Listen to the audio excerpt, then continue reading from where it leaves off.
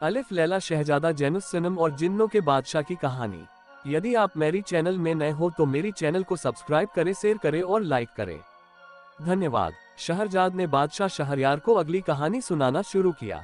उसने बताया कि सालों पहले एक बादशाह बसरा में राज करता था। उसके पास सब कुछ था, लेकिन बच्चा न होने का दुख उसे हरदम सताता था। सालों तक ऊपर वाले से दुआ मांगने के बाद बादशाह को एक बेटा हुआ। उसका नाम सबने मिलकर जैनुस्सनम रखा। काफी इंतजार के बाद बेटा होने की वजह से सबने से उसे इतना लाड़ प्यार किया गया कि वो जिद्दी हो गया। वो किसी की भी नहीं सुनता था। कुछ समय बाद बादशाह बीमार हो गए। तब उन्होंने अपने बेटे को कहा कि मेरे बाद राजगद्दी में तुमको ही बैठना है। अब तुम अपनी जिद को छोड़कर समझदारी से राज्य संभालना। इतना कहते ही बादशाह के प्राण चले गए।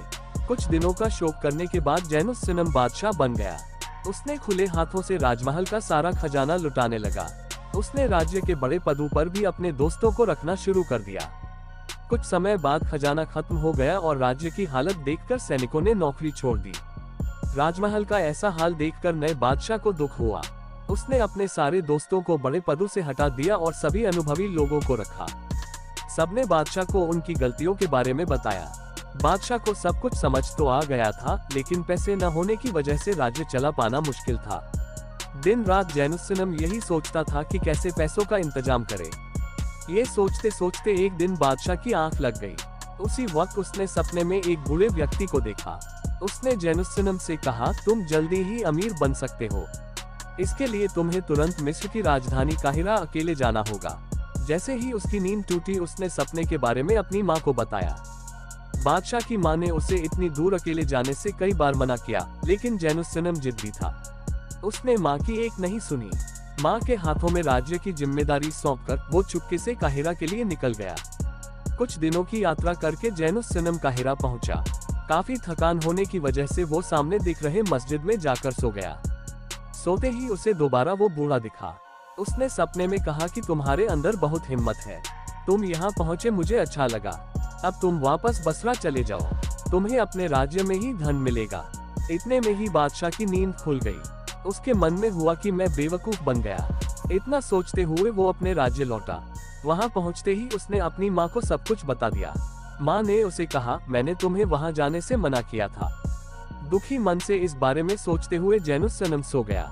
उसे दोबारा वो बूढ़ा इंसान दिखा। उसने सपने में कहा कि तुम्हारे पिता का अमुक इलाके में एक पुराना महल है, वहां पर खुदाई करोगे तो तुम्हें काफी खजाना मिलेगा। सुबह होते ही जैनुस्सनम की नींद टूटी तो भागकर अपनी माँ के पास गया। उसने माँ को अपने सपने के बारे में दोबारा बताया। बादशाह की माँ को उसकी बात पर हंसी आई। जैनुस्सनम ने कहा, माँ तुम हंस लो, लेकिन मैं उस पुराने महल में जा रहा हूँ। इतना कहकर जैनुस्सनम अमुक महल में पहुँच गया। वहाँ काफी देर तक खुदाई करने के बाद उसे फर्श के नीचे सीढ़ियाँ दिखी। वहाँ कई सारी बड़ी बड़ी सुराही रखी थी। उसके अंदर कई अशरफियाँ थीं। वो मुट्ठी भर अशरफी लेकर माँ के पास दौड़ते हुए गया। माँ उन्हें देखकर काफी खुश हुई और बादशाह के साथ उस पुराने महल में जाने के लिए कहने लगी। बादशाह तुरंत अपनी माँ के साथ उस महल में पहुंचा। उसने वहां करीब 40 सुराही देखी जो अशरफियों से भरी हुई थी। फिर बादशाह की माँ के हाथ में एक सोने की चाबी लगी। बादशाह और उसकी माँ दोनों मिलकर उस चाबी का ताला ढूंढने लगे। कुछ देर बाद एक बड़ा सा दरवाजा दिखा जिसमें सोने का ताला लगा हुआ था। उस पर वो चाबी लगाते ही दरवाजा खुल गया। अंदर एक बड़ा सा कमरा था जो सोने की अशरफियों से भरा हुआ था। कुछ आगे बढ़ने पर दोनों को बेशकीमती 8 मूर्तियां दिखी। उससे कुछ आगे एक खंभा था जिसमें लिखा था कि आखिरी और सबसे बहुमूल्य मूर्ति पाने के लिए बेटा काहिरा चले जाओ। वहाँ मुबारक नाम का मेरा एक पुराना सेवक रहता है। वो एक प्रसिद्ध इंसान है, उसके घर पहुंचकर तुम्हें आखिरी मूर्ति मिल जाएगी। इस संदेश को पढ़ते ही बादशाह वहाँ मौजूद धन संपत्ति को भूलकर सीधे काहिरा पहुंचा गया। कुछ लोगों से मुबारक का पता पूछने पर वो लोग बादशाह को सीधे मुबारक के घर ले गए। मुबारक ने उससे पूछा कि आप कौन हैं? ये सवाल सुनते ही जैनुस्सनम ने कहा, क्या आपने मुझे पहचाना नहीं? मैं बसरा बादशाह का बेटा हूँ। पिता अब नहीं रहे और मैं यहाँ नवी मूर्ति के बारे में पूछने के लिए आया हूँ। मुबारक को यकीन नहीं हुआ कि वह बादशाह का बेटा है। तब जैनुस्सनम ने अपने सारे सपनों के बारे में बताया। सब कुछ जानने के बाद मुबारक ने जैनुस्सनम से कहा कि मुझे आप पर पूरा यकीन हो गया है। अब आप कुछ देर आराम कीजिए, फिर हम एक लंबी यात्रा पर निकलेंगे। वहाँ आपको कई डरावनी चीजें दिखेंगी, लेकिन आप डरना मत। इतना कहकर मुबारक वहाँ से चला गया और रात भर बादशाह ने आराम किया। सुबह होते ही मुबारक अपने सेवकों को लेकर बादशाह के साथ उस नवी मूर्ति को लाने के लिए निकल पड़ा। कई दिनों तक घोड़े से यात्रा करने के बाद वो एक छोटे और संकरे रास्ते में पहुंच गए।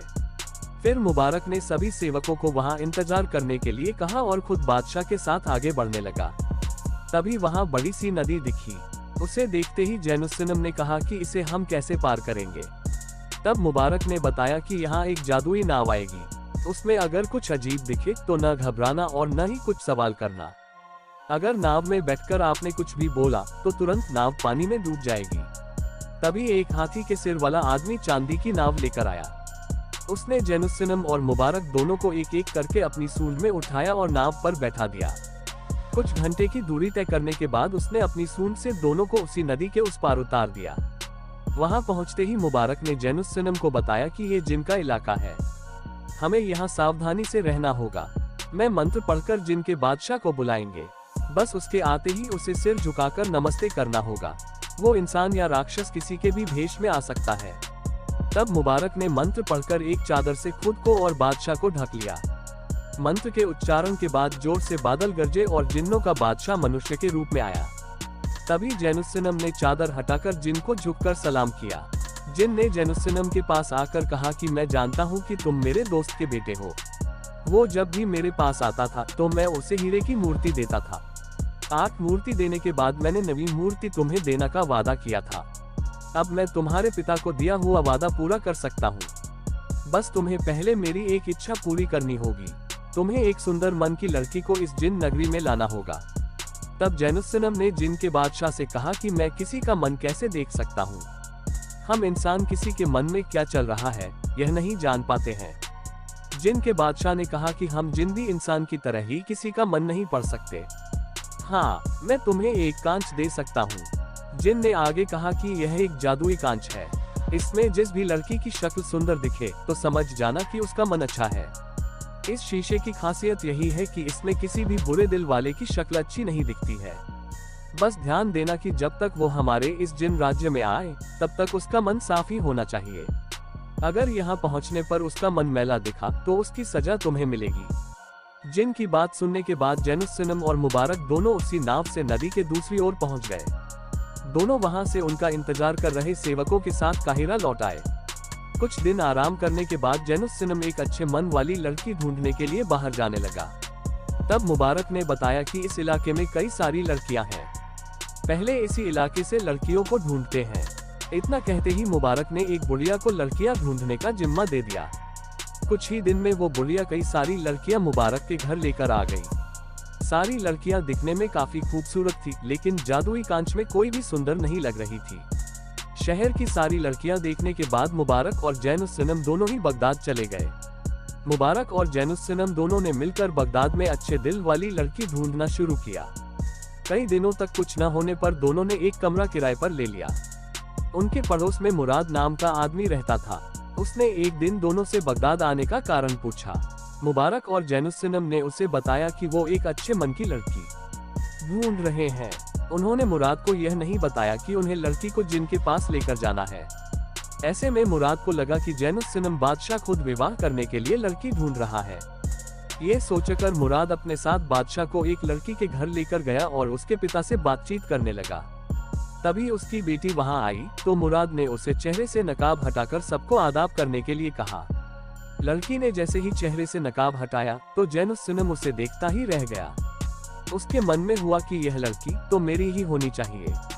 उसी दौरान मुराद ने जैनुस्सनम से उस लड़की की शादी की बात कर दी। लड़का बादशाह है जानते ही लड़की के पिता ने तुरंत शादी के लिए हाँ कह दिया। इस दौरान जैनुस्सनम उस लड़की को ही देख रहा था। तभी उसने जिन का दिया हुआ जादुई कांच निकला। वो लड़की उसमें भी बहुत सुंदर दिख रही थी। ये देखकर जैनुस्सनम बेहद खुश हुआ।